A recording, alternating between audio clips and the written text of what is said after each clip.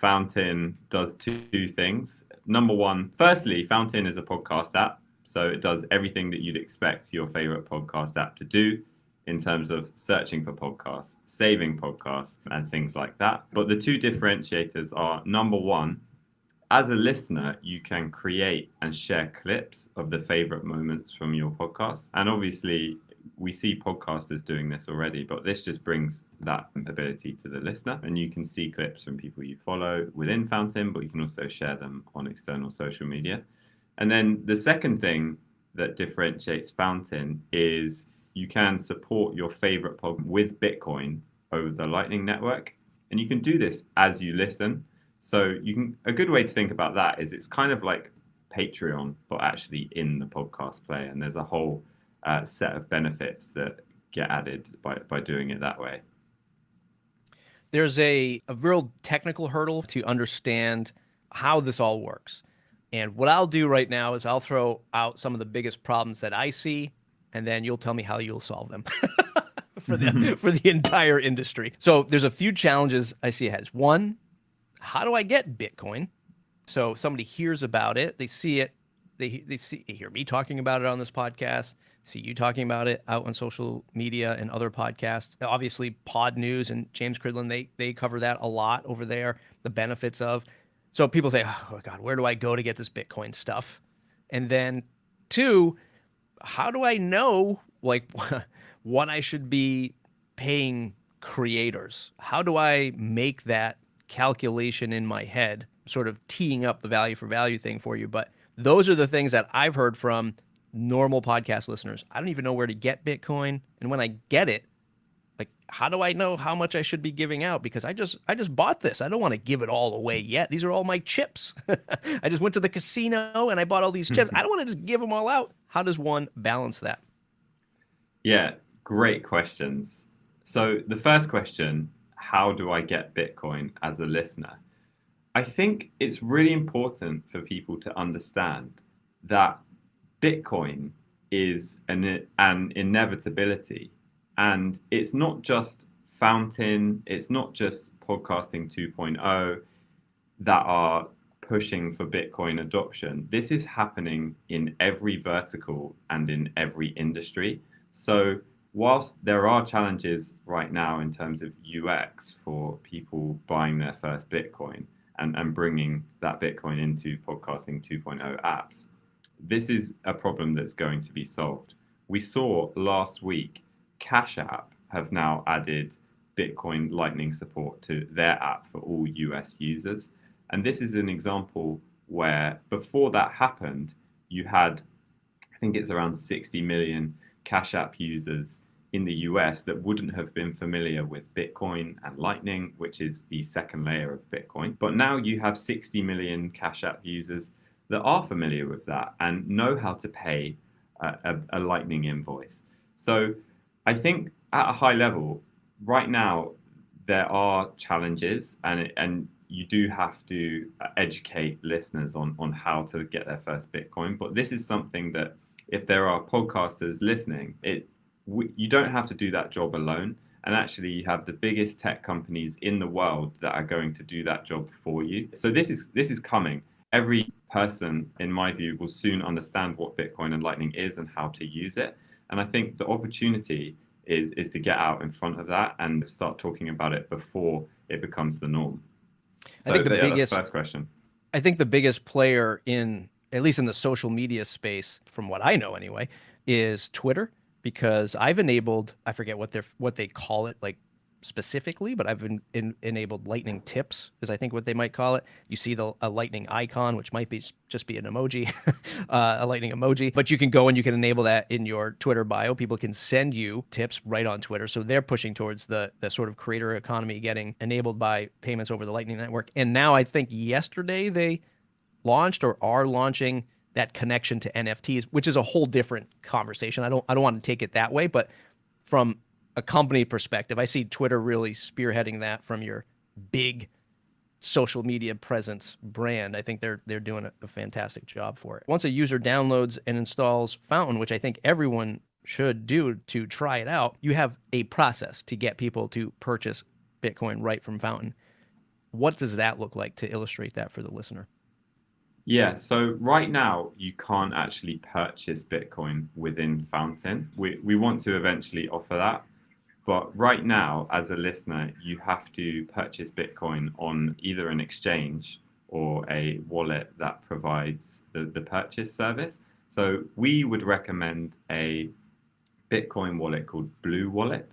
And this is a really easy to use wallet. You can download it on iOS or Android, and you can buy Bitcoin within Blue Wallet using Apple Pay. So it's really easy. Everyone's used Apple Pay before. Once you buy the Bitcoin, it takes about 10 minutes for it to confirm on the blockchain and appear in your account, and then you can transfer directly into Fountain. We Oh, do okay. have a lot of user tutorials on fountain.fm/blog, which goes through the entire process. And then person buys the Bitcoin through Blue Wallet. What did I use? Did I use Strike? I might have used Yeah, Strike. Strike's another great option as well. Yeah. And then you have to now go back into Fountain and say, hey, I bought my Bitcoin over here in this wallet. I used Apple Pay. It was super easy. Just attach my credit card to it, whatever. I bought whatever. $50 worth of Bitcoin. Now I want to go back into Fountain and say, here, Fountain, hold this $50 worth of Bitcoin. I can hear the podcast. I can hear Dave Jones yelling at me right now. Don't say $50, Matt. Don't say in US denominations, right? US dollars. But I take that $50 and I go back into Fountain and I say, here, Fountain, I want to fund the Fountain wallet. Is that a fair statement? What does that process look Yes. like? Yeah, so to fund your Fountain wallet, and yes, you're correct, every Fountain user has a wallet. And to fund your Fountain wallet, all you have to do is click the button that says Fund Wallet, and we will create what's called a Lightning invoice. Essentially, it's just a QR code or just a long string of characters. And every other wallet, whether it's Strike, whether it's Blue Wallet or Cash App, will allow you to pay one of these Lightning invoices. So you just copy the invoice from Fountain, paste it into Strike, Blue Wallet, Cash App, and boom, it's done. It's an instant payment that happens over the Lightning Network. I kind of agree with James Cridlin a lot on how the terminology that we're all using right now, because it's such early days of this technology and everything like that. Even I, admittedly, when I was introduced to this, however long ago, I forget, 6 months, a year ago, I can't remember, but it was just like invoices. You start hearing these things and you're like, what? Like I have to buy this thing. I have to figure out how much I need to buy. And then I have to do these invoices things. It is really easy. You copy a link. Maybe they should just rid of the word invoice and just call it like payment link. I don't know. But it's very, very easy. You go into your wallet, you copy, you go back into Fountain, you paste. Like it is pretty easy. The words make it sound a little bit more scary from the beginner user. Now the funds are in Fountain and they appear as sats, Satoshis, the smallest form of Bitcoin. Yet another layer of complexity and understanding for the new user. What do we do with those sats now that they're in Fountain? Yeah, so sats are really simple to understand. So there are 100 million Satoshis or sats in one Bitcoin. So it's just like dollars and cents.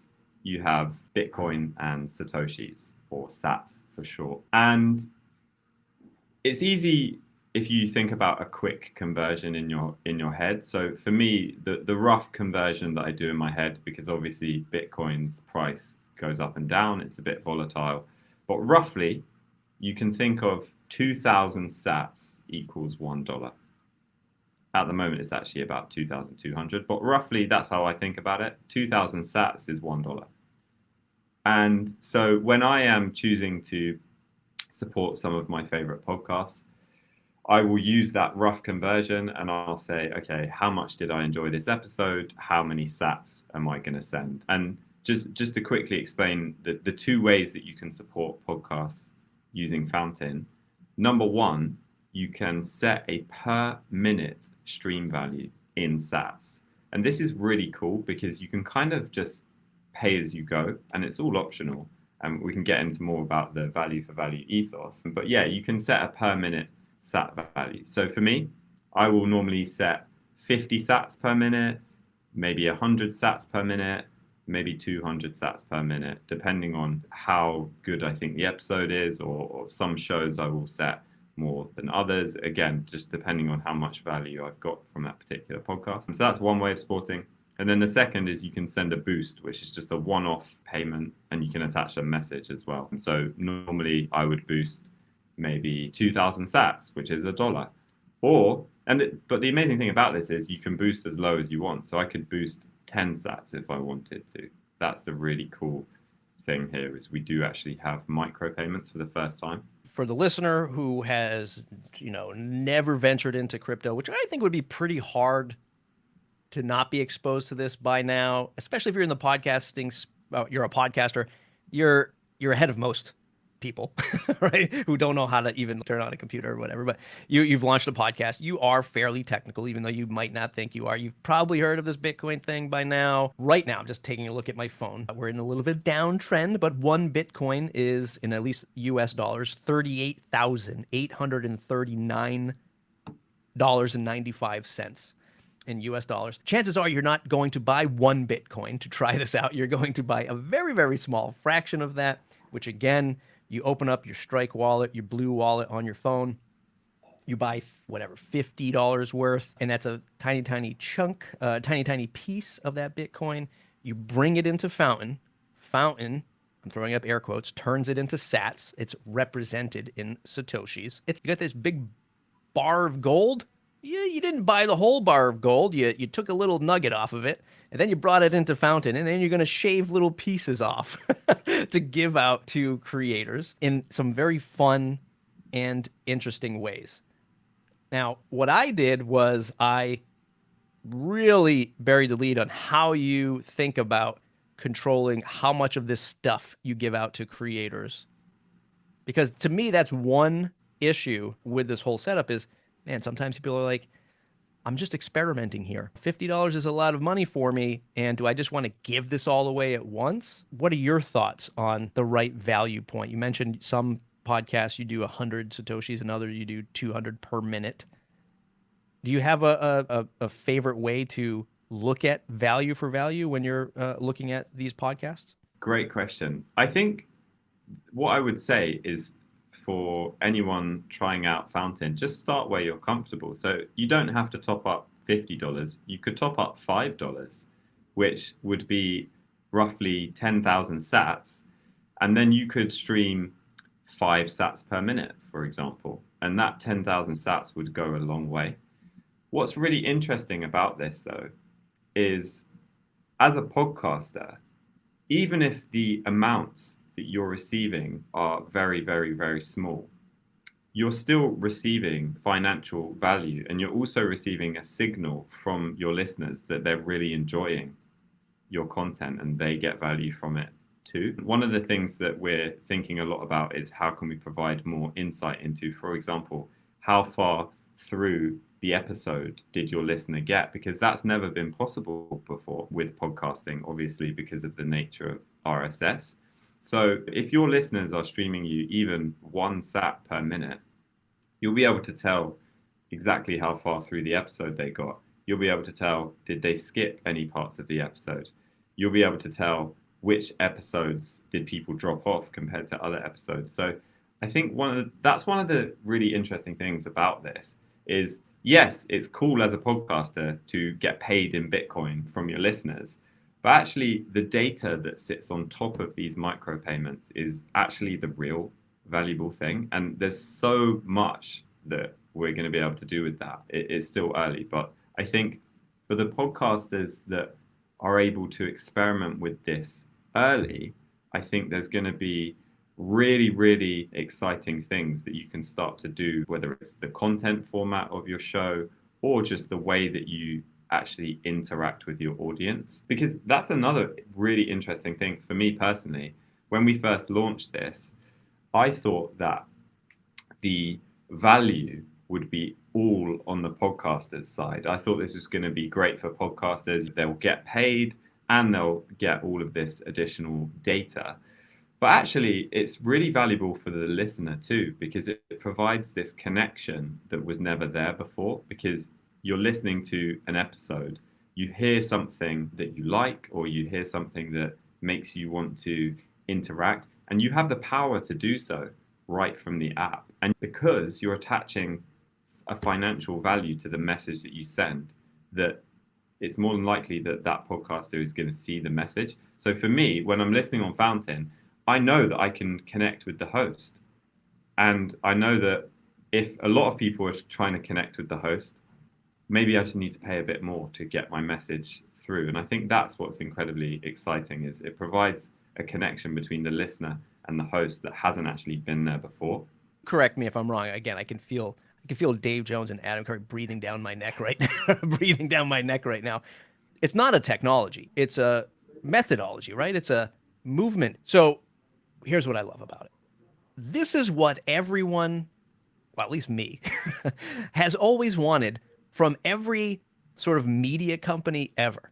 Like cable, for instance, at least in the US, and at least Comcast, the one that I pay, for years, paying whatever I was paying. I was on the low end for sure, because I did not subscribe to all the channels. I was probably paying, before I killed off the cable side of it, maybe $150 a month, which is in the US, and compared to my friends, the low end of cable and internet, till I finally cut off cable and said, I just want the internet now for $90 a month or whatever they charge me. That's what I've always wanted. Like, I'm not paying for all of these other shows. Only charge me for what I'm using. And that's what I like about value for value on this side, is that as the listener, you're paying the creator by the minute, if you choose to, by the minute, as you consume the content. And the creator is getting those payments by the minute, and you are incentivized as the creator to make the best content possible to keep those sats coming in, to keep that person streaming and paying you money. And by the way, it's okay if the person pauses the podcast, moves on with life, and washes the dishes, goes for a walk, takes care of the kids like I do, and then they come back and they start listening again, and oh, here comes the payments again. So it's this dynamic interaction, which I truly like. And for the listener, oh, geez, I have to set this up and think about it per minute. You don't have to.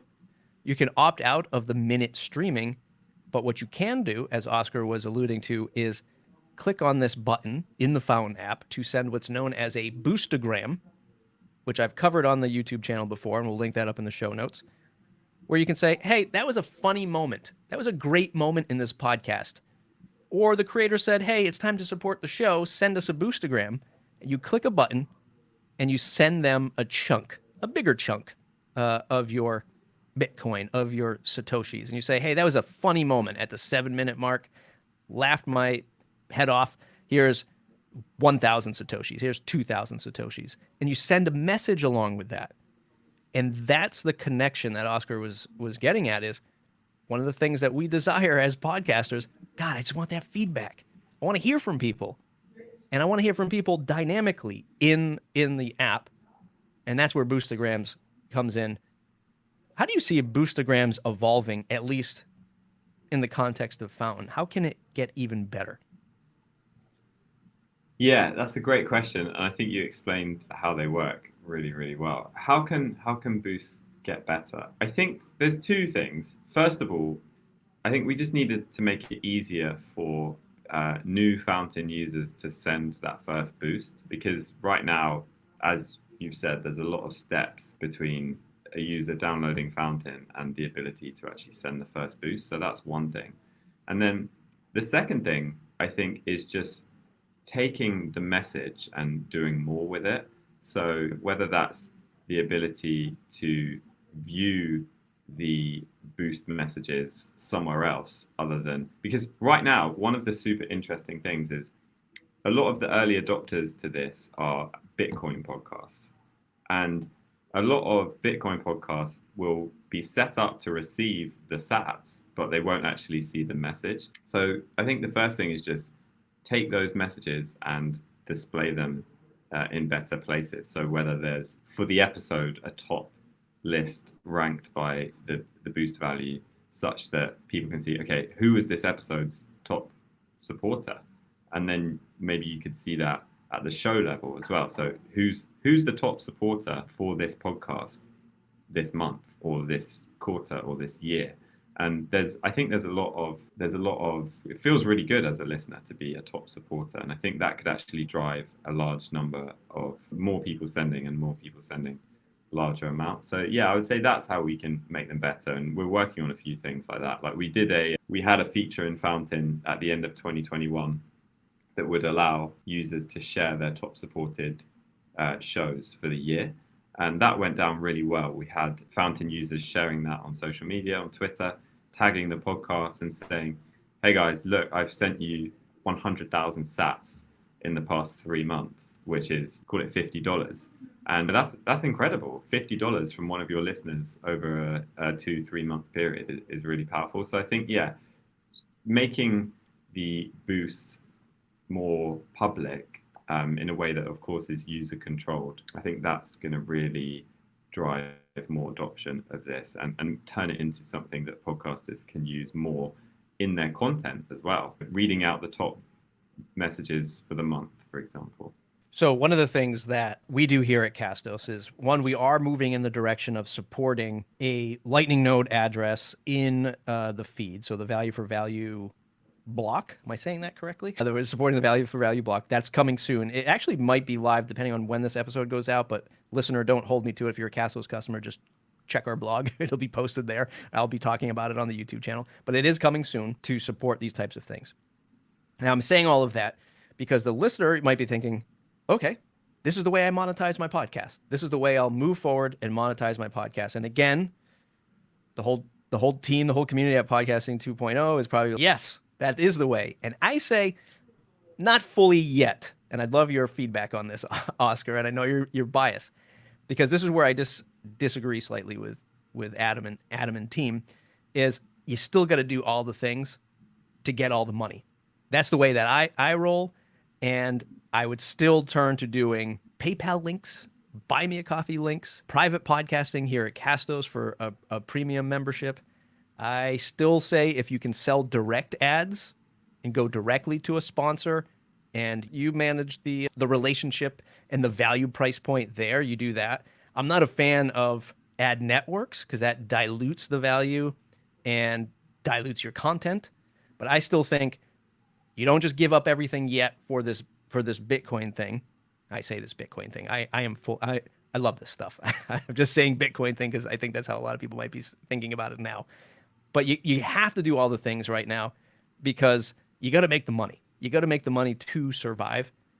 But getting ahead of the game and adopting this value for value, adopting Bitcoin, streaming Satoshis, all of this stuff, start it now because in a year, it's going to be everywhere, right? And if it isn't, there's nothing wrong with taking a shot because that's the mindset that I am. Like, I will try something new because God knows there's no other distribution point, certainly not Apple, certainly not Spotify or Google, who's helping us push these boundaries or monetize these areas.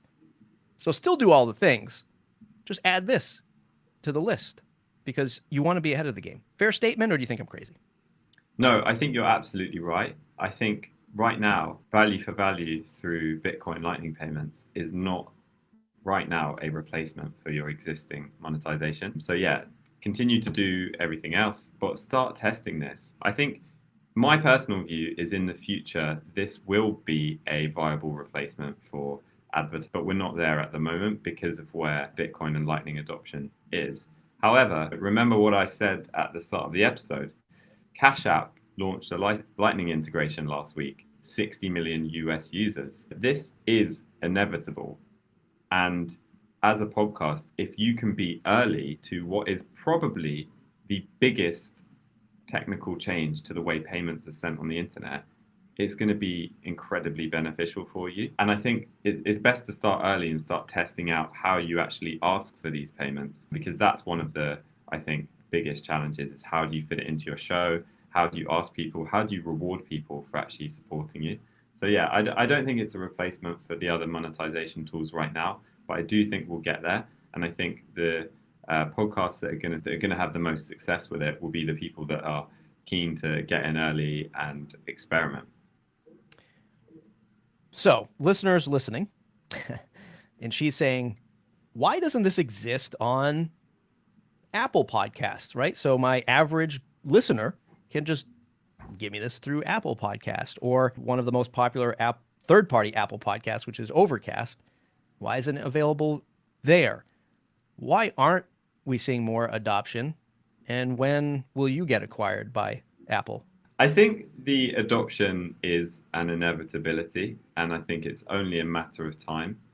I think it's just things are moving so quickly. This specification was only formalized last year, and apps that support it only really launched towards the second half of 2021. So it's brand new, and we're already seeing incredible adoption. I think other podcast apps will eventually support this. And so, yeah, I think it's inevitable. I think it's only a matter of time. I think for Spotify in particular, whole business model is built upon the ads. So for them, maybe it doesn't make sense from a strategic business standpoint, but